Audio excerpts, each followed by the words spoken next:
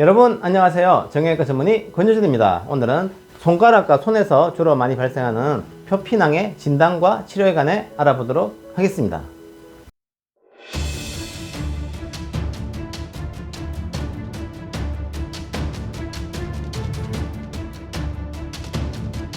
표피낭의 특징으로서는 첫 번째로 아프지가 않고요. 두 번째로는 양성 종양입니다. 악성으로 진행하지는 않겠습니다. 세 번째로는 서서히 자라는 특징을 갖고 있고요. 네 번째로는 우리 몸의 어떤 부위든지 발생할 수 있지만 손에서 가장 많이 발생하는 것으로 되어 있습니다. 대부분 환자에서 수개월 혹은 수년 전에 외상력이 있는 것으로 되어 있습니다. 다시 말해서 어떤 바늘에 찔렸다든가 어디서 다쳐서 피가 난 적이 있다든가 그런 적이 대부분 있는데요. 환자분들께서는 기억을 못하는 경우도 많이 있겠습니다.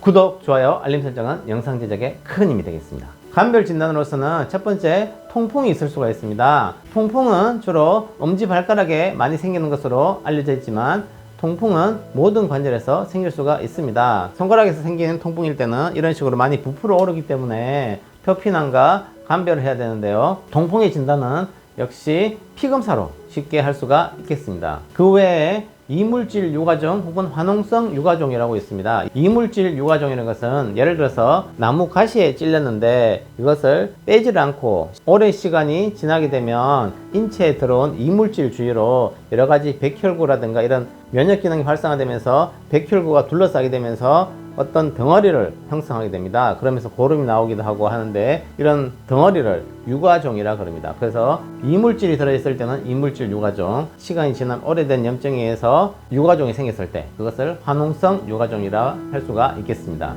그 외 감별 진단으로서는 거대세포종이 있습니다. 거대세포종이라는 것은 손가락의 힘줄 주위에 생기는 연부조직 종양인데요. 일종의 황색종이라 같은 것이라고 볼 수가 있겠고요. 내연골종이라는 것은 손가락뼈 안에 연골 성분으로 된 골 종양이 생기는 것입니다. 손가락뼈라는 것은 피질골이라고 해서 딱딱한 뼈가 둘러싸고 있어야 되는데 내연골종이 생기게 되면 연골 성분의 종양이 자꾸 자라나면서 이것이 부풀어 오르면서 피질골에서 딱딱한 뼈가 점점 얇아지게 됩니다. 나중에 계란 껍질처럼 뼈가 얇아지게 되면 작은 힘에 의해서 골절이 발생할 수 있습니다. 예를 들어서 철봉을 한다든가 물건을 든다든가 골절이 일어날 만큼 큰 힘이 아닌데도 쉽게 골절이 발생할 수가 있겠습니다. 그렇게 되면 많이 붓고 아프고 어떤 덩어리를 볼 수가 있는데요. 이런 경우에도 역시 엑스레이를 찍어보면 쉽게 진단이 가능하겠습니다.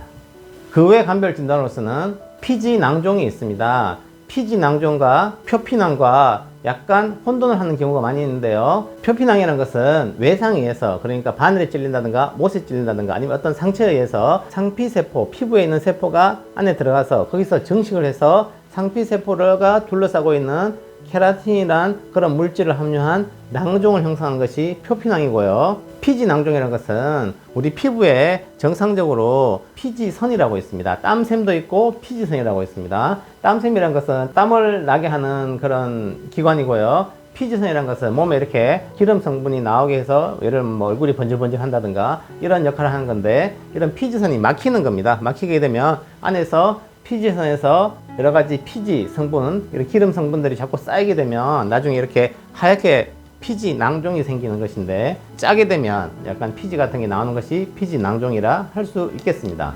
그 외에 손톱 밑에 생기는 것은 사구체 종양이라고 해서 손톱 밑에 일종의 혈관 조직에 의해서 종양이 생기는 것인데, 손톱 밑에 생기는 사구체 종양은 차가운 물에 담그거나 추위에 노출되었을 때 통증이 더 심해지고 어떤 터치했을 때, 어떤 물건을 쥐었을 때 통증이 심하고 통증의 양상도 욱신한 게 아니라 약간 혈관성 통증을 느끼는 것을 특징으로 하고 있습니다.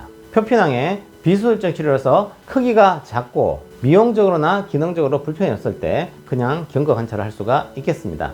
대부분 표피낭은 서서히 자라기 때문에 결국은 수술하는 경우가 더 많겠습니다.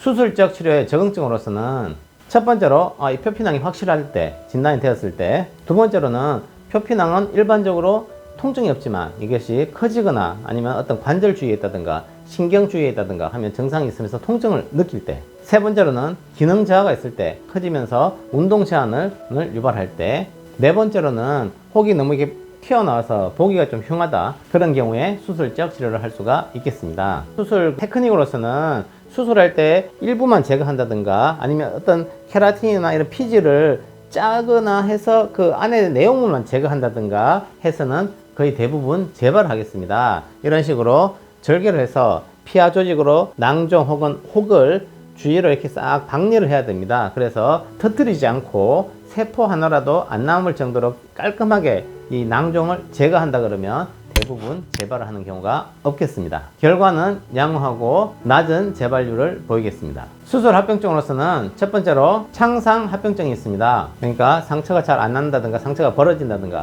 물론 이런 경우는 거의 없겠습니다. 두 번째로 감염, 염증이 생긴다는 거, 이것도 물론 확률은 1% 미만으로 드물고요. 세 번째로는 감각 저하, 예를 들어서 큰 낭종이 신경 주위에 있을 때 낭종을 제거하다가 신경을 건드린다든가 그러면 이제 나중에 손끝에 감각이 좀 떨어진다든가 이런 것이 발생할 수 있는데, 그런 경우도 물론 굉장히 드문 것으로 되어 있고요. 재발률도 아주 낮은 것으로 되어 있습니다. 예후를 살펴보게 되면 절제술만 완전히 한다면 완치되는 것으로 되어 있고요. 예를 들어서 수술 안 했을 때 이것이 나중에 커지면 암으로 바뀐다든가 이런 경우는 지금까지 보고된 바가 없기 때문에 그런 거에 관해서는 전혀 걱정을 하지 않으셔도 되겠습니다. 지금까지 시청해 주셔서 감사드립니다. 다음에도 더 좋은 영상으로 여러분들께 인사드리겠습니다.